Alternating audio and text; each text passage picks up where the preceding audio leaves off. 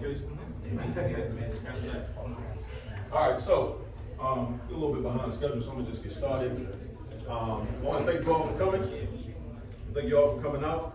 My name is Akil Parker. Do a little brief intro, a little brief bio. I'm an educator. I've been a high school teacher for the past 18 years. I currently teach at Cheney University, and I started a company called All This Math.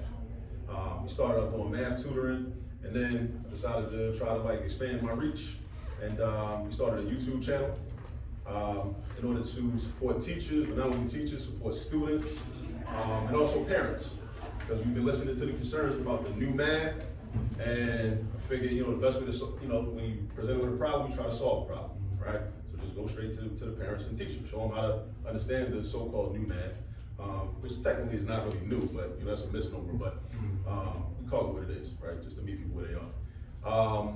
And I also, do some educational consulting, published a book called How to Use All This Math, Volume 1. It's only Volume 1, because we got other volumes on the way, right? But what I'm doing in the book is I'm gonna talk about that as well. All right, I'm gonna talk about that as well too. But it's another resource for parents and also community members as well. All right, so let's get started. So let's get into the resource. Let me get this out the way early. So if you have not already subscribed, take out your phone, go to your YouTube app, and subscribe to the All This Math YouTube channel.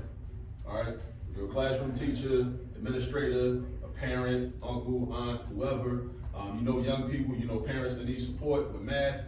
We got almost 700 videos. We range from arithmetic all the way up through calculus, and it's also very culturally relevant, right? Most of the videos I start off with, a brief history lesson on, a noteworthy African American person or event. Also highlight different books that person might have written, if they have written books. So if I got an Asada Shakur t-shirt on, then we're gonna talk a little bit about Asada Shakur first before we start talking about quadratic equations. All right, and I'm also highlighting her book, Asada, autobiography, one of the books that, like many books, like different books, have influenced me in many ways, right? My daughter, 11-year-old daughter, who you'll see in a lot of my videos, is named after Asada as a result. And this is the book over here. Available on Amazon, but I got a couple of copies here left. Looks like a couple of them already gone, but I got a couple left. So if you're interested in that, we can talk. All right. And like I said, what I'm doing in the book is I take everyday activities, everyday random activities, like going into the kitchen to get a snack, running errands, riding in a car, and I show how you can leverage those activities and create teachable moments to teach children arithmetic, algebra, and geometry. And the hope is that math anxiety will never grab hold of the young people in our community. Because once that math anxiety grabs hold of children, it's hard to ever let go. And there's a lot of adults walking around 30 years old, 40 years old, 50 years old with that math anxiety that they developed when they was very young in elementary school. Because what happens is, a lot of times our children are going into math classrooms unprepared because we completely outsource the education of mathematics. And I think it's just, we're all conditioned that way, right? A lot of children don't have the same anxiety with ELA because they're constantly practicing talking. They're talking and reading and looking at words, but the same types of conversation, the same types of practice is not taking place inside households. So what I'm showing is I'm trying to meet people where they are and say, okay, well listen, you're already going into the kitchen to get a bottle of water anyway. You're going to get some juice. You're going to the grocery store. Boom, let me show you how you can take this and make this a teachable moment and help them develop algebra skills. So that way when they get into school and the teacher starts talking about ratios, proportions, they won't feel like they're getting hit over the head with something crazy that's going to make them uncomfortable, and they're like, oh, I hate math because I don't understand this stuff. A lot of it is due to a lack of exposure. So that's really what the series of books is about. Helping our people to see that math is not really as difficult as it's made out to be, and to develop familiarity, which will lead to comfort. All right, so we got that out of the way. All right, I got to dedicate today's presentation to my mom and my late little brother. My mom actually, she helped develop my mathematical foundation many, many years ago, right? So shout out to her for that. Today's their birthday, shared a birthday, November 18th. Yeah, my little brother was born on my mother's birthday, November 18th, 1985, right? Unfortunately, he's no longer with us in the physical. He passed away from stomach cancer in 2018, right? But he also was an educator himself as well. He was an educator too. He was a SPED educator in Brooklyn. And he's doing his thing. This is, I think, the day he got married. He married his wife. that day. So I want to shout out them. Let me get into some key points. Some things I want to make sure I say explicitly so I don't forget. Number one, we need independent schools, right? I think that should be the end goal, right? I want to make sure that we're very clear, at least I'm very clear about that. Because a lot of the conversations we have at seminars like these and workshops like these, we're trying to prepare where we're already at and where most of the children already attend, but I at least hope that the end goal is, we're doing that, we're trying to make things better for where the children are currently. At least we have an end goal of creating spaces that we control that are independent anyway. We understand H. Rap Brown, Jamil Al-Amin, one of the many things he said was that anything you don't control can be used as a weapon against you. If we don't control the schools, they're going to be used as a weapon against us, and they are being used as a weapon against us. A lot of us are inside the schools trying to do the best we can, and we're constantly fighting these uphill battles because we don't control them. So the end goal, I think, should be independent schools. If not independent schools, brick and mortar full schools with 2,000, 3,000 students in it, at least independent educational spaces, right? Somebody's dining room, somebody's living room, somebody's basement, at the rec center, on the corner, if it's nice outside, You can really teach anywhere, for real, Another thing for us to understand, you and your students are not, and I capitalize not meant to excel in mathematics. This is why I say this. If we really get deep into mathematics, what it actually is, it's much deeper than X's and Y's, plus signs, minus signs, numbers. Mathematics is synonymous with problem solving. Mathematics is problem solving. So think about this concept, cui bono, one of my favorite phrases from Latin. It means for who's good, for whose benefit, right? Everything that happens benefits somebody. Problems that we have, they benefit other people, right? For every problem that I have, somebody's benefiting from it. For every problem that any individual in this room has, somebody's benefiting from it, some kind of way, right? So think about what happens when that problem is solved. When the problem that you have that somebody was benefiting from is solved, what you have also done is created a problem for the person that used to benefit from you having that problem. Mathematics, I believe, is the single greatest subject meant to develop problem-solving skills, critical thinking ability, analytical reasoning skills. So if I can convince, right, if I want people to maintain their problems, if I can convince thousands and thousands of people, really millions, to run away from, to hate, to be intimidated by, to think is irrelevant, the best subject meant to be able to solve problems, then I'm safe. Because you will maintain your problems. Because you're running away from the main tool that can be useful for you to learn how to solve problems. All right? And I don't think this is coincidental or accidental. I mean, ancestors such as the late Dr. Amos Wilson also talked about this, right? This has to happen. It's necessary. All right? So that's something I think we should think about while we're trying to teach math, right? That this is not coincidental, right? It's not just that the students are this way, not just that the parents are this way, not just that the school is this way, right? This is a systemic problem, all right? Because once you get down to it, math is not as difficult as it seems, right? There are a lot of things that a lot of us can do right now that are much more difficult than math. A lot more difficult. I think being good at spades is harder than being good at math. Honestly. Great head. Great head. A lot of stuff. So we're programmed to think that certain things are difficult and certain things are easy, right? We also need to pioneer and promote methods of making math more relatable to the youth, of course.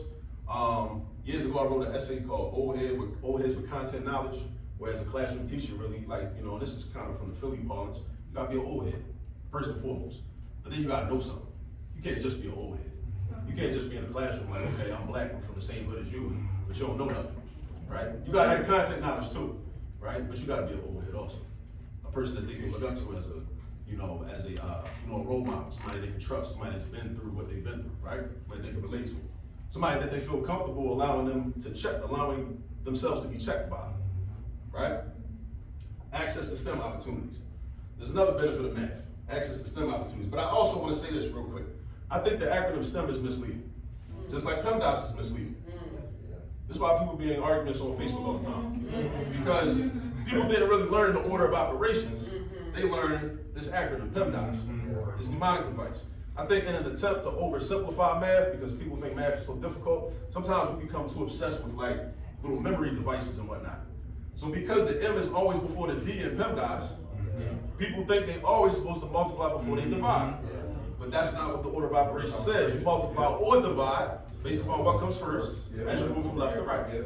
All right? STEM I have an issue with too, because the science, technology, engineering, and mathematics, it appears though it's all on the same level, right? Now, if these are like college majors, then that may be accurate, but math is really the foundation of the science, technology, and engineering. So I think that's an issue. I think we gotta, sometimes we end up putting the cart before the horse, because a lot of people will start after school programs and Saturday programs. They wanna do robotics, wanna build bridges with straws, wanna build robots with Legos, which is great. I'm nothing against that, but the same young brothers and young sisters that are doing that, they can't solve equations. And the people that are running the programs are like, we're not worried about that. Well, you need to be worried about that, right? Because it's great to expose them in that way to those applications, but they need to understand how to do the math that undergirds all of that. So that's something we gotta think about. Also, I believe that, and this ties into us having independent schools, the community and the household and the households should become the primary location for education of our children. The schools actually should be shifted into spaces of practice, right? They gotta be spaces for practice, right? Just like, a lot of times, like, I taught at Overbrook for part of my career. And a lot of young brothers come to school, make their money, rolling dice in the bathroom, playing cards, playing pity pat. They didn't learn that at school, they learned that in the neighborhood. They came to school to hone their craft, hone their skills. I think education should be the same way. I think the formal education should be the same way, right? Learn things in the community, but we have to provide the community with the resources to be able to understand it. The old heads on the block need to know trigonometry, so that they can teach the young brothers on the block. Like, if I had $1 for every time I'm in class, the young brother says, my old head told me this, my old head told me that. So the relationship is already there, but they gotta have the content knowledge. So we gotta be able to educate the community so that, they can in turn educate the young people in these things. So that they go to school and they can practice calculus, right? But the community already taught them calculus. And what this also does is, it makes racist teachers and even black teachers that don't really like black people and black children less relevant. Because I don't need to be vulnerable to you. Because really, I'm just here to practice something that my community already taught me anyway, right? I don't need to really sit here and really develop as much of a positive relationship with you anyway, because I just need practice. Like, just give me the worksheet, give me the textbook, show me what problems. Maybe help me a little bit, I don't need a whole lot of help, right? And I say that the All This Math YouTube channel is key to this, because it does these things. It attempts to provide that education for the community in a culturally relevant way. All right, so early and intensive immersion into mathematics. The work that I'm doing reminds me of this Frederick Douglass quote. It's easier to build strong children than to repair broken men. And this is Douglass's longest autobiography. You know 3 of them, by the way. And this is an example of what I call hystematics, which I'm gonna talk about more also in the presentation. Using history to teach math, using math to teach history. And this is one of my ways of making math more relatable. We're talking about history and in a way where there's a clear overlap, a clear connection. All right? And we go further. Well, my man right here is gonna like this slide. Don't know what this is? Paul Robeson. Stand on business. Stand on business. You gotta stand on business. Now, if you're not familiar, this is Paul Robeson's autobiography, Here I Stand. It's kind of short, right? One of the things, I'm gonna read something from this, right? Because it ties into what I'm talking about in terms of how we can use math in ways that we probably don't, or ways many teacher education programs typically may not, right? So I'm reading from here. He's talking about his father, right? Robeson's talking about his father. He says, my father never talked with us about his early years as a slave or about his parents, Benjamin and Sabra. Though long afterward, I learned from others that before his mother died, Pop made at least 1 and possibly 2 dangerous trips back to the plantation to see her. I'm sure that had he ever spoken about this part of his life, it would have been utterly impossible for me as a boy to grasp the idea that a noble human being like my father had actually been owned by another man, to be bought and sold, used and abused at will. I might mention here, this way it gets good. I might mention here in passing that many years later in New York, I met one of the family that had held my father in bondage. I had gone to a downtown nightclub to hear a friend who was singing in the place, and there I was accosted by a man who introduced himself as one of the Robesons of North Carolina. He said he was sure that I'd be pleased to hear that his mother was quite proud of my accomplishments in life, and that she had carefully kept a scrapbook on the various honors that I had won for the family name.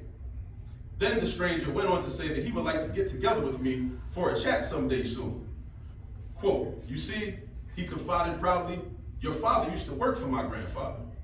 As politely as was possible under the circumstances, I assured the Southern gentleman that it was undoubtedly true that the Negroes who had come by his family's name had added a bit more distinction to it than did any of the original owners of their descendants. Quote from Robeson, "You say my father used to work for your grandfather? Let's put it the way it was. Your grandfather exploited my father as a slave. That ended it. And this Robeson never did have a chummy get together with that one." So what's exhibited here is a contradiction. This white man is trying to create a false equivalency. He's trying to make it seem like they're on the same level. Like we was all family. We wasn't all family. Like, that was exploitation. That's not equality, right? But he's like, and then Robeson goes on as, probably the biggest star in the world at this point, 1930s, 1940s. And then they're trying to like, basically this white man is clout chasing. His whole family is clout chasing off of this man. But the original arrangement, the relationship it was a slave-master relationship, right? So these are the types of concepts that I like to talk about when I'm teaching math, because if we solve an equation on the board and we end up with like, x plus 3 equals x minus 2, that's a contradiction. That's an untrue statement. That's a false equivalency. So we bring like historical conversations into the mix and bringing them into a math class, bringing them to a math space where they otherwise probably wouldn't be. What is systematics? Systematics is a teaching framework where we use relevant history from an African-centered worldview to teach mathematics, and also vice versa. We use math to teach history as well. I often wonder about students that will be in math classes and don't understand percentages, don't understand how to calculate percentages, don't understand the concept of percentages. But yet, when they go to history class, they can read the paragraph. The paragraph says, 44% of Americans do this or that or whatever. They read it, and then they go into the next person. And then the history teacher might think, okay, well, they just read it, so they understand what that concept means. But they don't understand what a percentage is. How do they really understand what they just read? They don't know what the percentages are.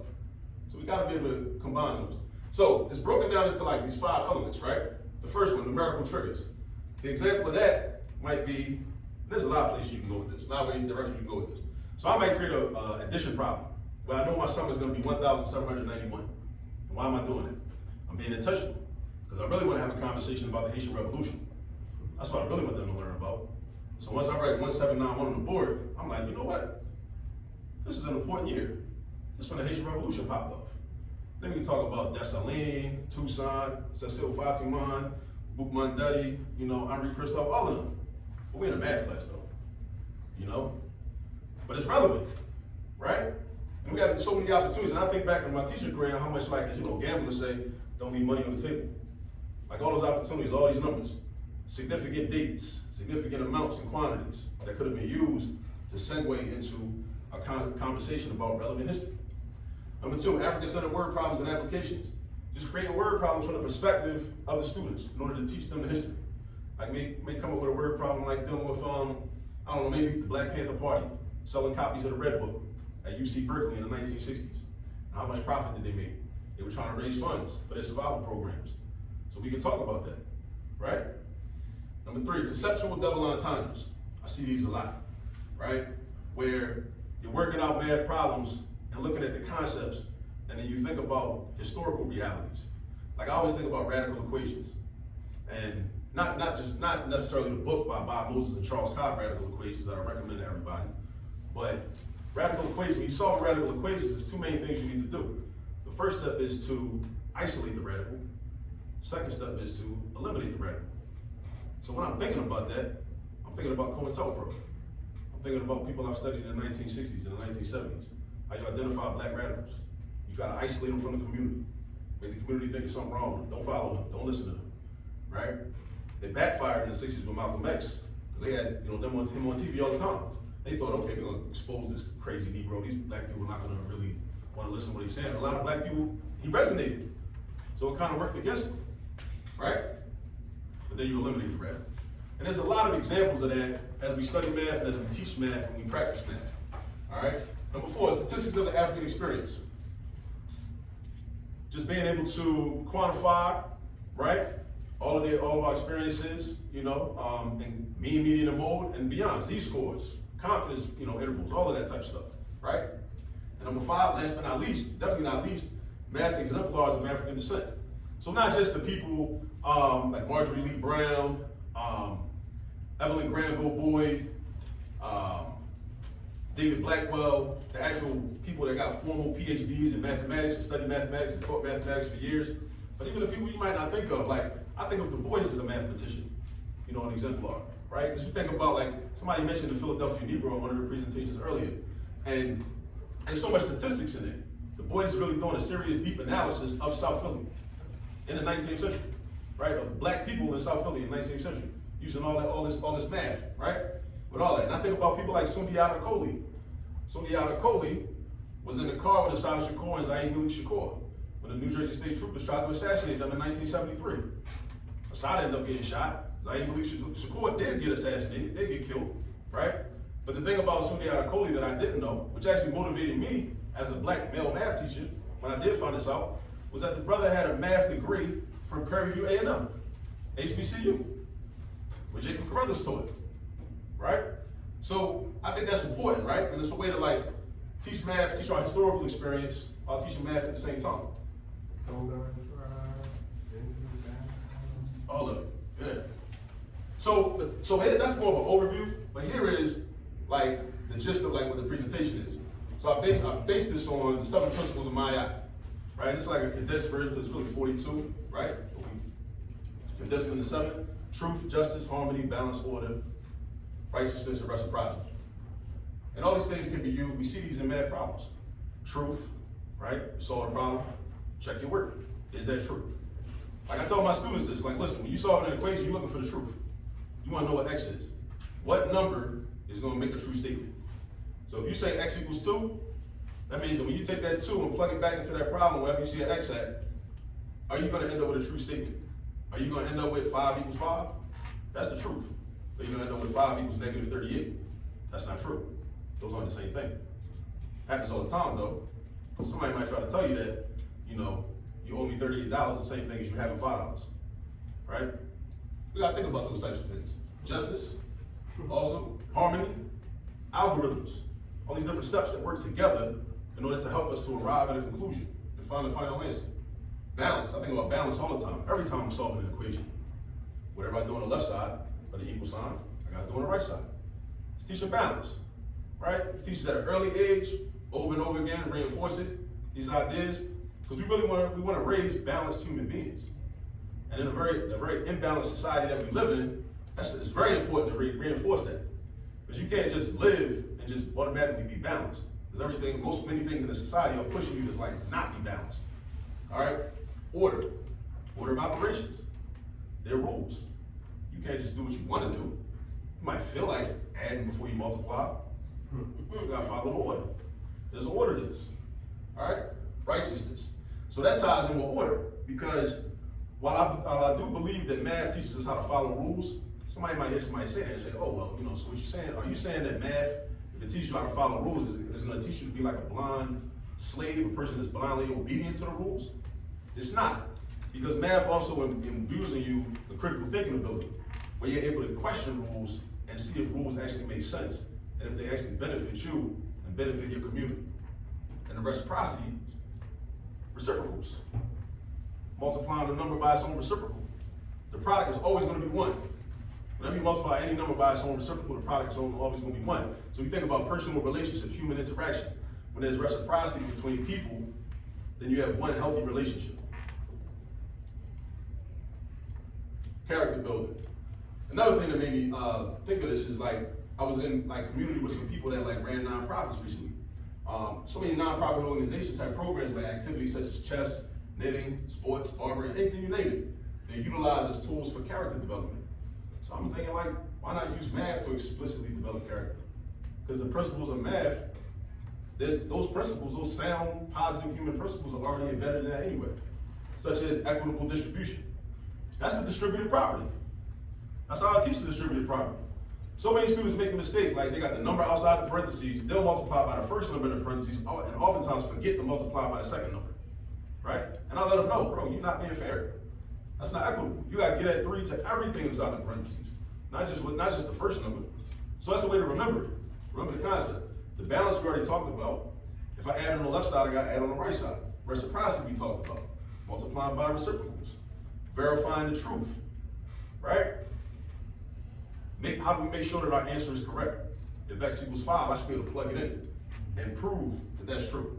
Reconciling contradiction. So if I have a contradiction, then I gotta think about that. Okay, how do I reconcile that? Or at least recognize it. Discipline, right? Problems get long. Keep going. You get it wrong, go back and find your mistake.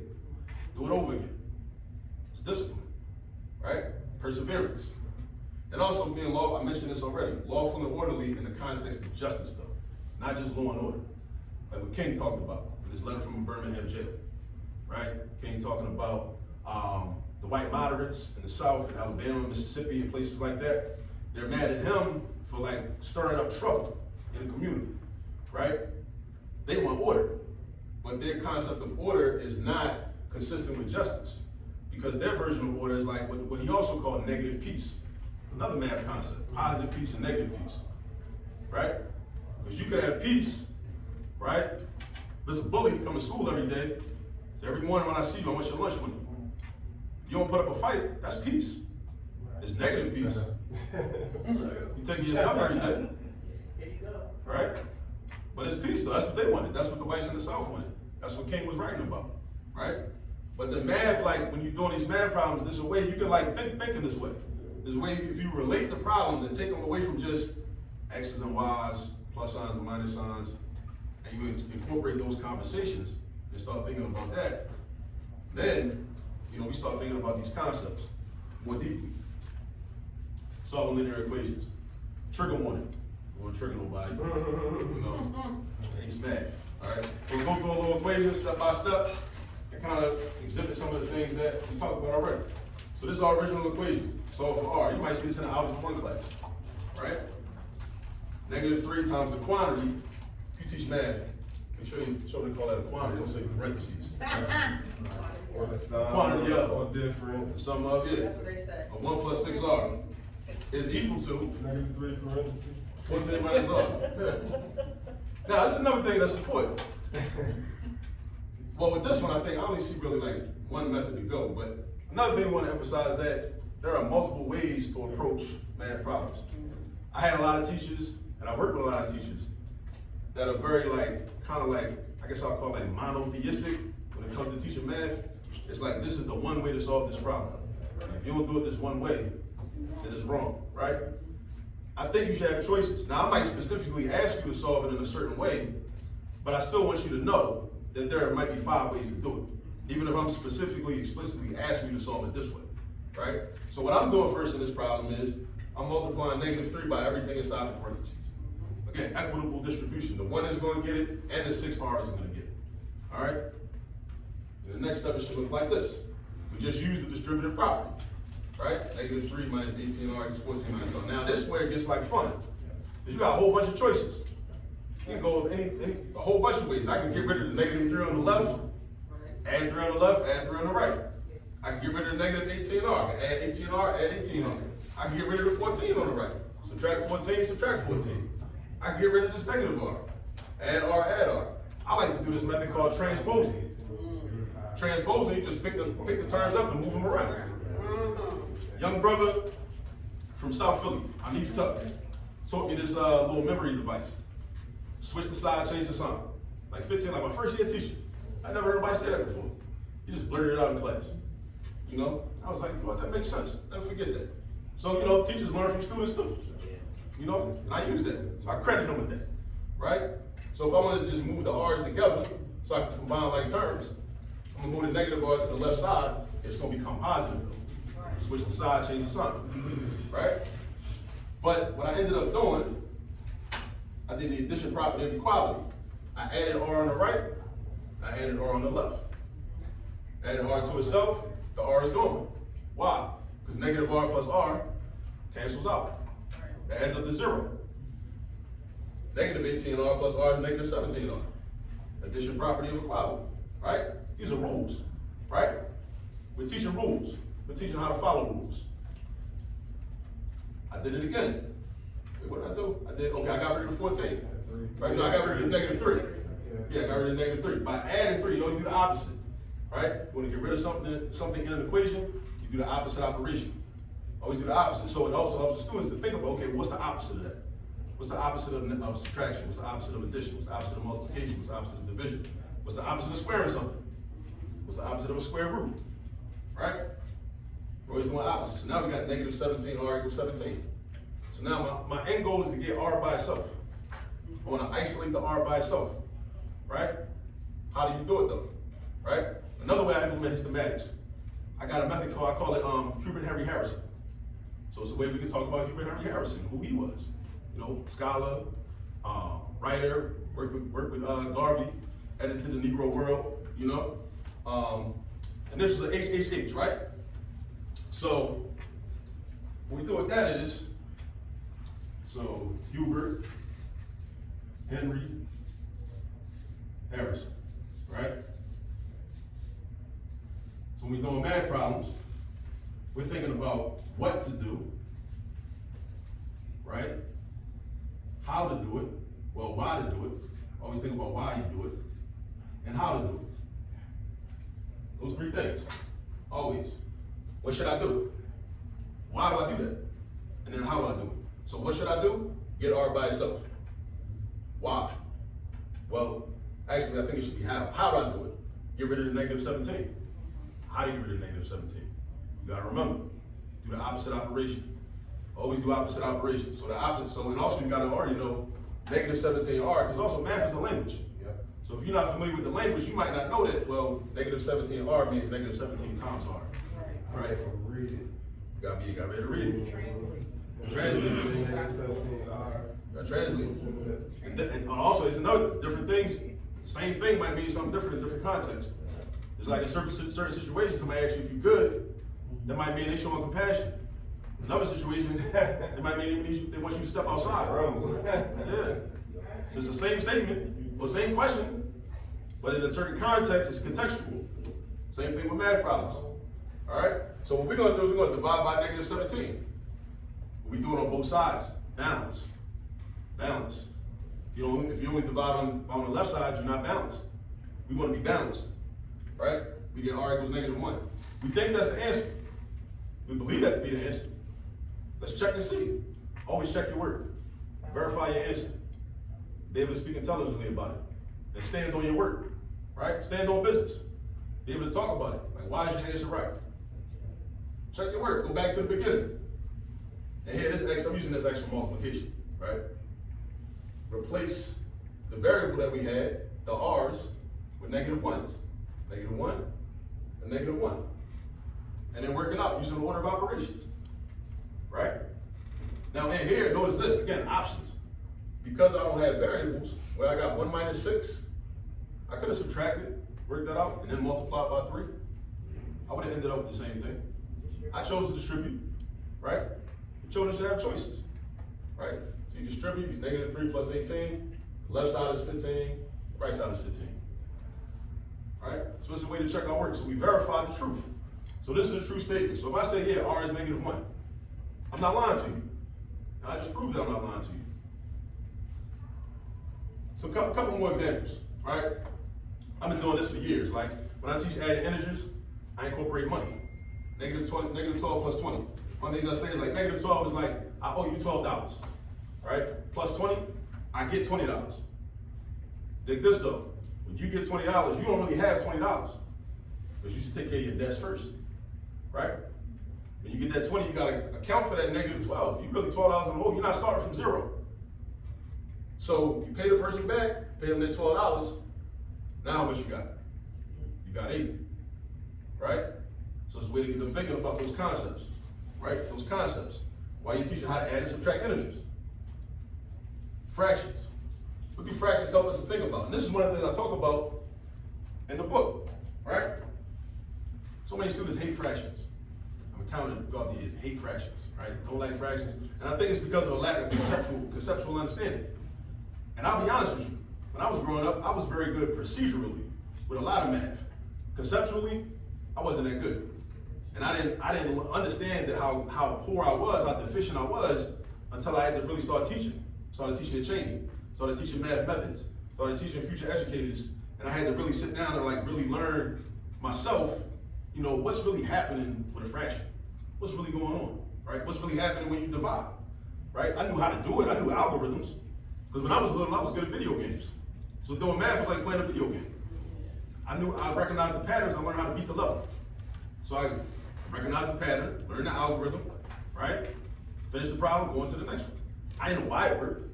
I know why they work now. But one of the things I think about with fractions is that fractions, if we understand the concept of fractions, fractions help us to be more communal and have a more collectivist orientation and not be as ruggedly individualistic like capitalism motivates us to be often, right? Because while we're all of us in this room, we're all whole single individuals. At the same time, we're all a fraction of the group. So if we think of ourselves each as a fraction of the group, now we might start to move differently in terms of the actions that we partake in, because we realize that, okay, well, if I'm part of this group, if I do this certain thing, I don't want to bring harm to somebody else in the group, because actually, if I bring harm to somebody else in the group, I'm bringing harm to myself because I'm part of the group too. So when we're talking about fractions, we can have that conversation. So this is another way, that's a character issue. A lot of people haven't really learned that. It hasn't been told to them in an explicit way, right? Or they've had negative experiences where they feel like, nah, I'm not part of the group. I'm just doing me. That's all I care about. I'm just doing me. But you're all part of the group. We're all part of the group, right? So in the math class, we can start having that conversation. And we already talked about order of operations. What order should I proceed in? What should I do first? What should I do second? What makes the most sense? What's the most logical? All right? Another thing, so we're almost done, but I talked about my yacht early on, but I also think about the Nguzo Saba, right? From Kwanzaa, 7 principles of Kwanzaa.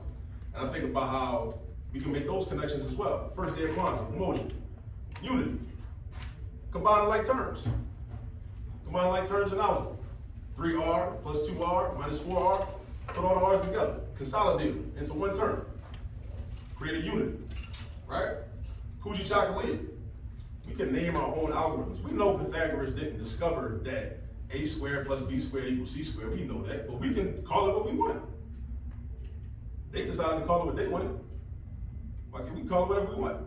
Any math procedure we do, we can call it whatever we want, right? That's self-determination. And we also can decide, like I said, it's always going to be many different multiple methods to solve math problems. You can decide which method you want to use.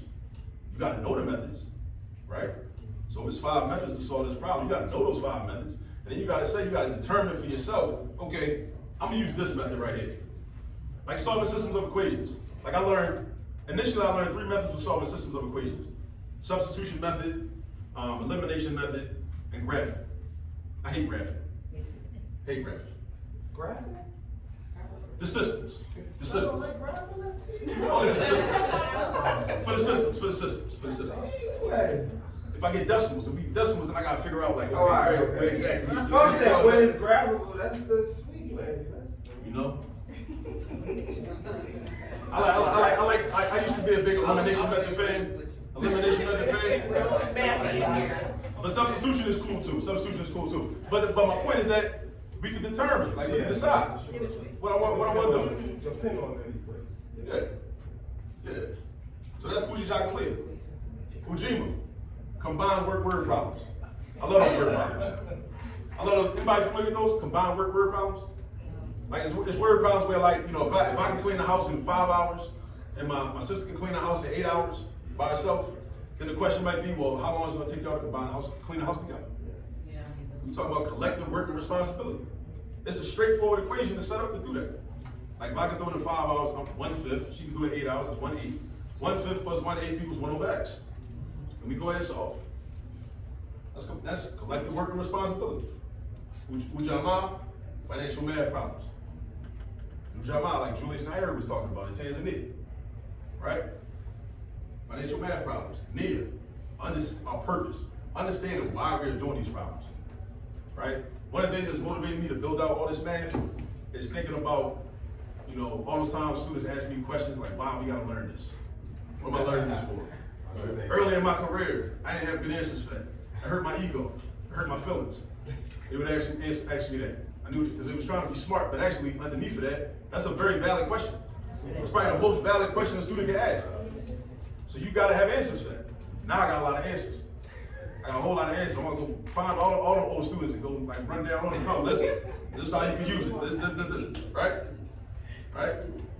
So, but we gotta understand why we're doing these problems. All right, because there's a lot of reasons. And again, I think the main reason is, like I talked about earlier, problem solving. Math is about problem solving. We have problem solving ability. You can solve problems. If you can't solve your problems, what happens to your problems? You're not gonna go away. It's like a toothache. It's gonna start hurting more and more, right? It's gonna grow, like the problem's gonna grow. It's gonna persist. It's gonna be maintained, right? But oftentimes you can't see how knowing the quadratic formula and solving problems using the quadratic formula is gonna help you to be able to solve problems. You don't see it, right? As a young person, you probably might not see it neither, but it's kind of like with being an athlete. You're doing all these calisthenics, doing all these drills, conditioning drills, but a lot of those things you're not doing on the football field. You're not doing on the basketball court. But having that skill and that strength, it helps you when it is time to play, right? So you might not be able to see it, right? Also, why are you using certain steps, right? The why, we talked about, Hubert Henry Harrison approach. All right, cool, but being creative with your approach to problem solving. Being creative, figuring stuff out. You know, a lot of people like to figure out different ways to do problems. A lot of the stuff that we do normally, right? Somebody figured that out. Somebody was being creative. Somebody just recognized a pattern or something and just thought about it. Like, okay, every time I do this, this happens. Every time I do that, that happens. And it becomes a method. It becomes the lattice method, like you mentioned. All right, lattice method. I love the lattice method. Another student taught me the lattice method. I didn't learn the lattice method when I was little. Somebody taught it to me in class. Somebody taught it to me. When in 11th grade, I was teaching about 10, 12 years ago. They taught me the lattice method. All right? Imani, last but not least, last day of Kwanzaa. Imani, being faith. We have a belief that we will arrive at the answer to the problem at hand, and that the skills that we've developed will have utility. So many students, when I introduce topics, and probably you've had this experience too, if it seems like a lot, they just check out. You just give up. They don't have faith that they're going to get it. I have this theory that everybody has a magic number. Right? Magic number being the number of problems you have to do before it clicks, before it makes sense. Part of the problem a lot of us have is our students sit in classrooms and, you know, their magic number might be 8. They might really need to do 8 problems. They might need to struggle through 8 problems, right? Productive struggle, right? I call that the Malbound method after my brother, because Kamal means silent warrior, right? So that's what I do, right? But somebody else you sit next to, their magic number might be 1. You might be sitting next to my son. I started teaching my son how to solve equations when he was 6. Because I was a math teacher. That's what all math teachers do. Right? Start your own children early. But you can't, it's not fair to yourself, it's not fair if students will do that. They'll look at my son, they don't know his background. They might not know that his dad a whole math teacher. So when my son see it on the board, it's real easy to him. He can just knock it out. Right? But then you look at my son and you're like, man, I don't even get it. So it must be something wrong with me, and they just give up, right? So that's another problem our students have. We make these unfair comparisons in terms of like judging our own ability. Another thing I want to say on that note is also not really understanding how good or bad we actually are, because I give this example. 5-question quiz, you may have a teacher that doesn't give partial credit, which I understand. I see value in both, right? 5-question quiz, you get 3 wrong. You get 2 right, you get 40 points for the 2 you got right. The 3 you got wrong though, you might have left out a negative sign, still did everything right. You're supposed to do 8 divided by 4, right? You subtracted instead of doing division because you wasn't paying attention. Something else, you just, left out a number, so you might have distributed properly. You might have only multiplied by the first number and not the second one. You still lost 60 points though. If you don't have a teacher that's gonna sit down with you and be like, listen, your 40% that you got on this quiz does not accurately reflect your level of understanding. Yep. You still just gonna buy it like, oh, damn, I got a 40, I'm not good at math. But you're not as bad as you really think you are. But you don't know that unless somebody tells you that. And I think a lot of us, when we were young, we had those experiences and it started to become cumulative. Because if you get to 40, so you think that you're just bad at math, then it's like it becomes a self-fulfilling prophecy. You take another quiz. And you do the same thing, make careless mistakes, or you just expect you're gonna get it wrong. So you don't even try as hard, because you expect you're gonna get it wrong anyway, right? So these are the things that happen, but we gotta have faith that you will arrive at the answer to the problem, and that the skills you develop will have utility, you'll have a use for them. All right? I think we're about done. Yeah, we're done. So this is the contact info. Anybody wants to get in contact with me, this is the website, allthismath.com. Again, we already talked about the YouTube channel. If you came in late, make sure you subscribe to the YouTube channel. Make sure you tell everybody you know about it. Make sure they use it, right? All the social media is All This Math. Follow us on social media. And that's my email address as well, allthismath@gmail.com. Yeah, so we're trying to, and I'm promoting like systematics. Systematics is just a form of teaching math, a different way of teaching math using history. It kind of was organically something I was doing all my career. I formalized it back in 2019. I created a presentation on it for the Teaching Black History Conference. And yeah, just been, kind of just building it out ever since then. But, some days, I might have just been reading Robeson's autobiography the night before. And I want to talk to my students about Robeson. And I'm thinking about how, students in Philly might live in West Philly, around the corner from the house where Robeson spent the end of his life at, and might not even know who Robeson is. So I'm like, y'all need to know who Robeson was. But it's a geometry class, or it's an Algebra 2 class, or it's a stats class. So what I'm doing is like, okay, well, they're doing that independent practice. I'm walking around the classroom, making sure everybody's good, everybody need help, and I just randomly just start talking about them. Y'all ever heard of him? I don't know who Paul Robeson was? No, I never heard of him. All right, listen, all right? So, systematics really comes out of me trying to more formally create opportunities to have those historical conversations to make it more relevant. Because I think that's another challenge with math instruction is that it doesn't have a storytelling aspect. It's too dry sometimes, right? It's too much just X's and Y's and plus and minus. Not enough of a storytelling aspect. Because when you get into the storytelling aspect, then it starts to make more sense. And then it's easier to remember the processes because you relate the processes to a story. Right? I got a whole thing, called the Malcolm X method. Malcolm X method for everything, like cross-canceling when you're multiplying fractions, solving proportional equations when you're doing the cross-product property. I call it Malcolm X method, right? Again, self-determination. Who's gonna stop me? Why not? So, but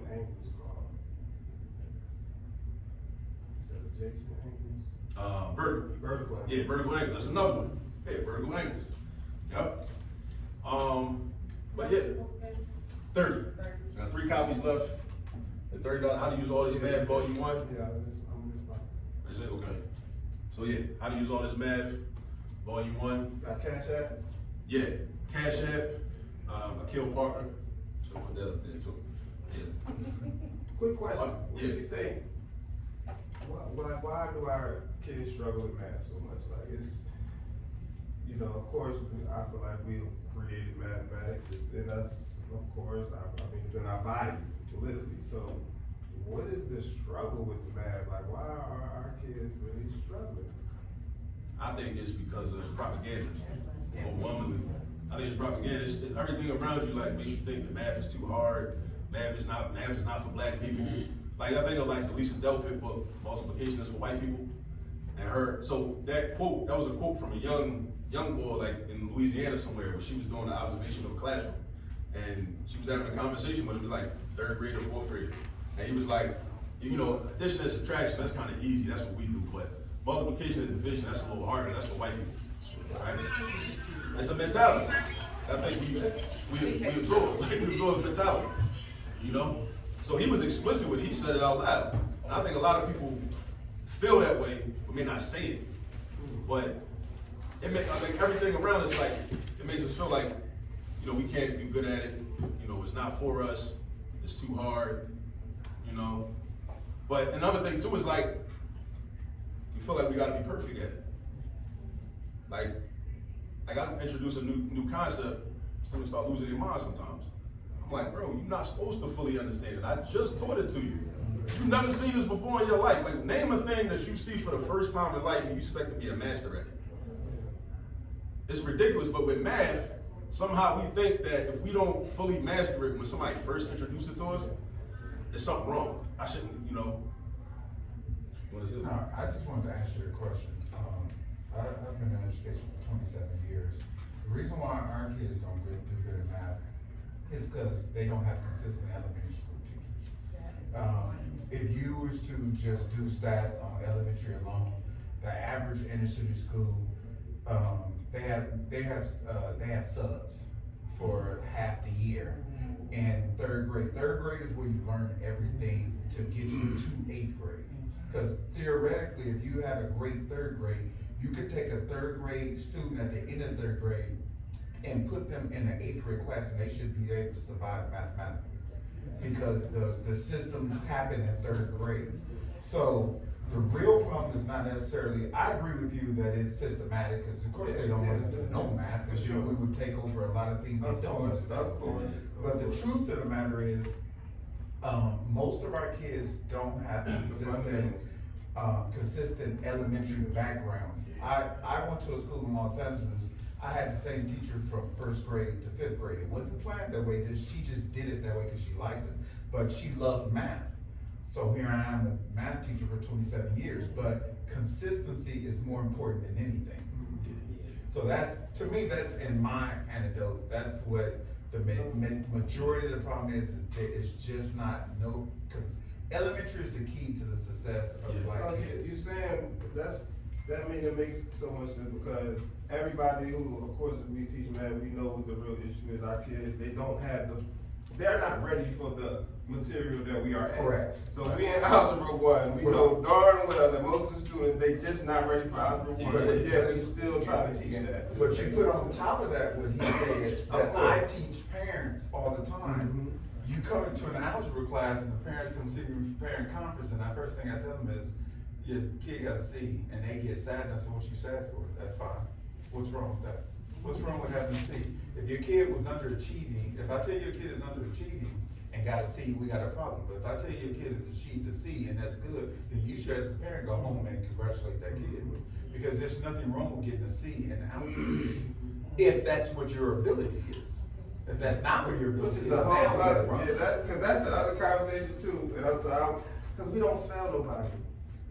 Like, we not failing anybody, and then that to me is not a bad thing either. Failing is normal. If you fail, cool, let's do it again. But yeah, but then we don't fail nobody, we pushing them through, and then that's. But that's happened across the board. When kids were playing sports, nobody had to worry about getting MVP and all of this because everybody's getting a trophy. Right. They took all of that away. So then, Zara, your question. So, it's a comment. Okay. All right. Well, one, this was a great presentation. Thank you. And, it's kind of spinning off of what you were saying.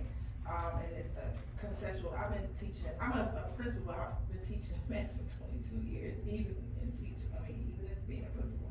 And one thing that I found, and on the leadership end, is that the consistency, as the gentleman said over there, is problematic, but also the content, the teacher themselves not having the content knowledge or the security of the content knowledge. Because you might struggle, it might be yourself as an educator, like, I don't really know that well. That information that well. And I feel secure with it, so I'm not gonna teach it.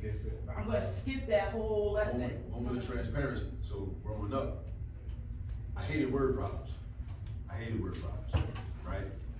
I would do them, but it was a limit, right? Because it was psychological, because I felt word problems used to make me feel bad, right? Because I thought that, okay, I'm supposed to just read this word problem I've never seen before in my life, and I'm supposed to just get it. And if I don't get it, then there's something wrong with me, because there's some people that, if you get it, that means you're smarter than me. So I would shy away from it. Then when I got older, I realized, wait a minute, there's a method and an algorithm to every word problem. So when somebody teaches you the algorithm, that's how you know how to do the word problem, right? So I would shy away from it. So when I started teaching 18 years ago, when we get to the part of the section, because we do the technical problems first, right? The content, solve the equations. And the end of the section is the word problems. So I'm like, You don't assign them. Don't assign them. At all. Let's go to the next section. We're running out of time. And that's annoying. And I give that feedback too, right? As I give the feedback, look, let's you tackle the problem that you're struggling with. Why? Because if you're struggling with it, then you're building the misconceptions of what they're struggling with, right? Because as a good educator, you're reflecting on not only what you know, but what you don't know, because that is essentially what they don't know too. And so you gotta give them the feedback as well as you get the feedback. And the second thing I wanna say is that the idea, I taught fourth graders, we worked together at one point in time, as stepping stones, and I taught fourth graders Algebra 1. And how I taught them Algebra 1, again, about knowing the concept of mathematics. When you were in kindergarten, you learned box plus 1 equals 2, right? And so you were taught, what does that box represent? What does that equal? Right. It equals 1. Right. So then I would do, okay, box, triangle plus 2 equals 10. And it was like, oh, it's 8. I said, okay, A plus 3 equals, and by the third, when I got to the third, fourth one, they were like, oh, that's that. I'm like, yeah, you just did algebra. You always did algebra. Yeah. You've done algebra since kindergarten. Yeah. And Algebra so, is no some one math needs teachers don't even, some people, like you said, the K to 3, sometimes the teachers themselves don't know that that's what they're doing. Yeah, but Conceptually. one of the issues when he's presenting, because I look at your presentation to me was more political than anything, just to me personally. But one of the problems we have is that, on any campus I've ever been, I've been a leader on any campus, but I'm not the principal. So I'm a math person. I have a degree in math. I have a master's in education. Not a degree in math. I have a degree in math education, not just a degree in math. And so you ask me for my opinion, and when I tell you what to do, you don't follow me. You go outsource it, and you do whatever they told you to do. I told the math teacher, we have an issue with elementary school teachers teaching math, as you're saying. So find the one teacher on that campus that teaches math real well and make them teach, make that teacher teach all the grades math. Don't just keep on letting the same teacher that can't teach math to second graders teach it to second graders the next year. That's idiotic. But we keep doing it in education, whether it's a charter school or a traditional school, they keep on following the same method and keep on saying we don't have enough good math teachers. Well, you don't need a million good math teachers, you just need one. And let's keep it real, most of the elementary teachers struggle on what part of the practice? No, that's actually a research. Especially You gotta research it. when they're using math. But it's actually research was done and shown that 85% of elementary school teachers don't like math. I wouldn't need to research to know that. So to that point, so I want to add on to that point, right? Because a lot of people want to be like, you know, and I teach for the last 6 years. I started at LaSalle, then I went over to Cheney. I was teaching both, you know, math methods. A lot of my students, I always had first day of class. Why do you want to be a teacher? You know, they're like, well, I like kids. You know, I worked at the summer camp, and you know, it's a great experience and whatnot. I also said, how you feel about math? I ain't really that good. But I think a lot of them say, well, I just want to teach kindergarten. I just want to teach first grade, right?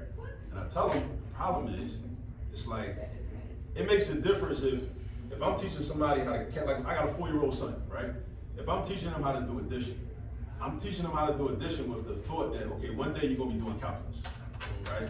And I can envision calculus, like what that's gonna look like. So I'm already thinking about the connections to that, as opposed to somebody that's like, I just want you to know how to count. That's it, right? I'm not really looking for, like my instruction is not based on like a long-term future goal. It's just based on like right now, I just want you, because it's gonna influence. I mean, think about like a baby, like, you know, you help your child, your baby is born, they crawl, you wanna help them crawl, they're gonna walk. You know, one day you want them to be able to run, right? But it's different if you just teach them to crawl with the expectation that all they're gonna do is crawl. That's a very different situation. So, yeah, like to your point, and also like, if we taught algebra before, geometry before, you see that the issue is not the algebra concepts or the geometry concepts, it's the fundamental math. It's the fundamental math. Because I think what happens too with some students, they experience like a fatigue. Because if it's like, you're trying to solve an equation, you gotta sit there and take time and think about what 7 times 8 is. Yeah. You get tired. You're not supposed to take that much time. You're supposed to just know. Finish something. All of what But these students don't get what we used to get either.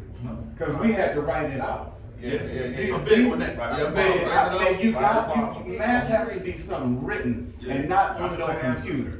Like you have to write it out. I believe in the concept of like understanding why, like, okay, yeah, 7 times 8. If I understand 7 times 7 is 49, then I just add another 7. Another 7. Being flexible, understanding that, but still, You need to memorize. You gotta memorize, yeah. So that memorize, you know it, and then but Yeah. you also understand the concept behind it. Yeah. Yeah, but definitely, I think you gotta memorize it.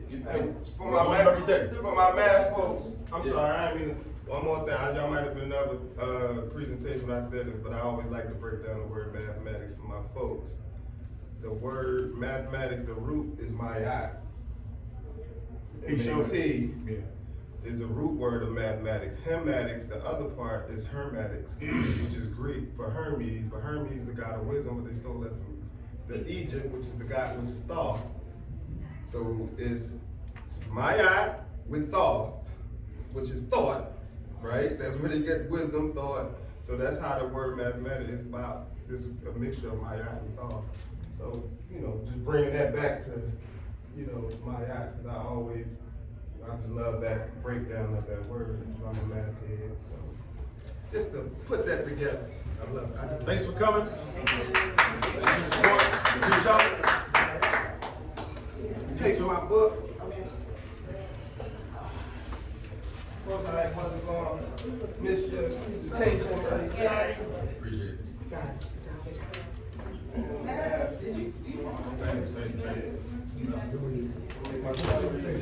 Appreciate it. Oh, yeah, that's what I was saying. When they came in, I said, I'm going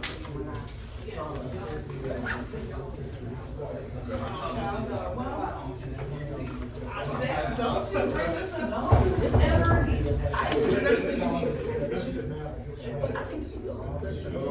Oh, yeah. Because the early, the learning. Folks that you all are working with, that's a good to me. Basic math, right? So you talk about this here, equation, I think in grammar school, like, did they do grammar school high school? No.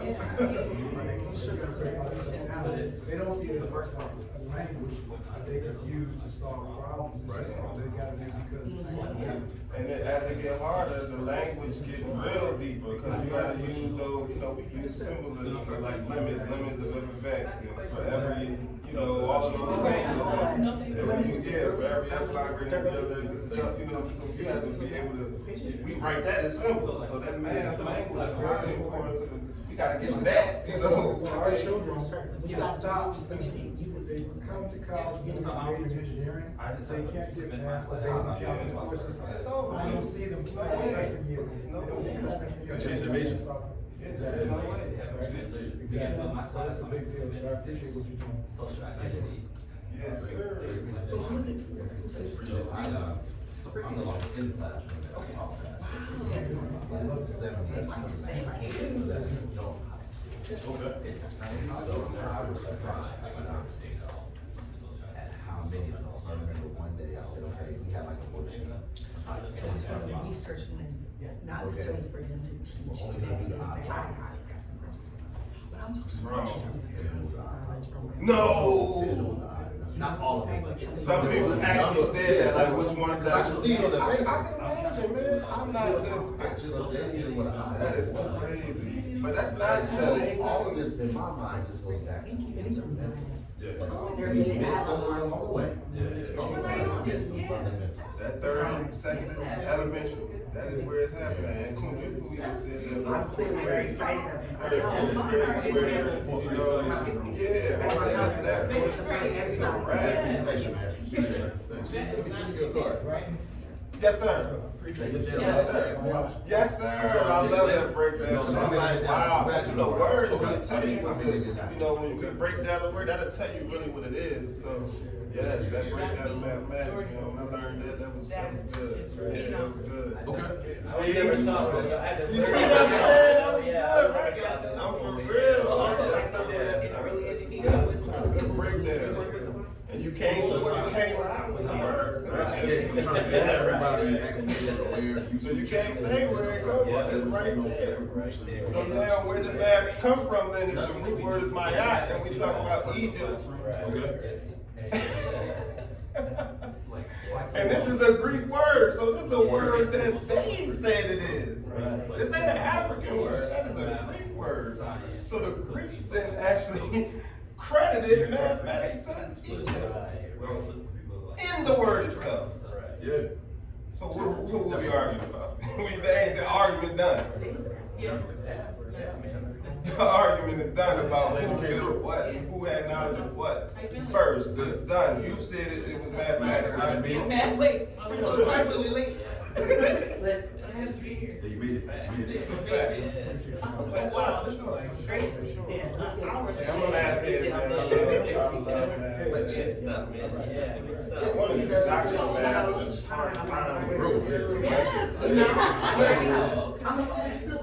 I know University of Georgia has one. I'm from Philly, but I live in Little Rock, so that's funny. Yeah. Yeah, so I came from Little Rock, but I've seen her before. I know I've seen you before. Yes, I see that. Alright, I see y'all later. I know I'm late later, but I'm gonna push on. See, are you coming here together? We used to, well, in Upward Bound, when you talk math science, this Yeah, was, we met. yeah, That's I when we took met. on the other side of it, that time, that was back in like '07. Okay. When I first graduated from college, I had moved. I'm from Philly. I moved to Little Rock. I went to Little Rock for college. I went to Philander at HBCU. Okay. And then I came back right after I graduated in '07 to come back home, of course, because that's natural. I'm gonna come home. I'm not no Little Rock. I came back, so I moved back, and then I was teaching with Upward. That's how I met him in that summer. We worked the Upward Bound program together.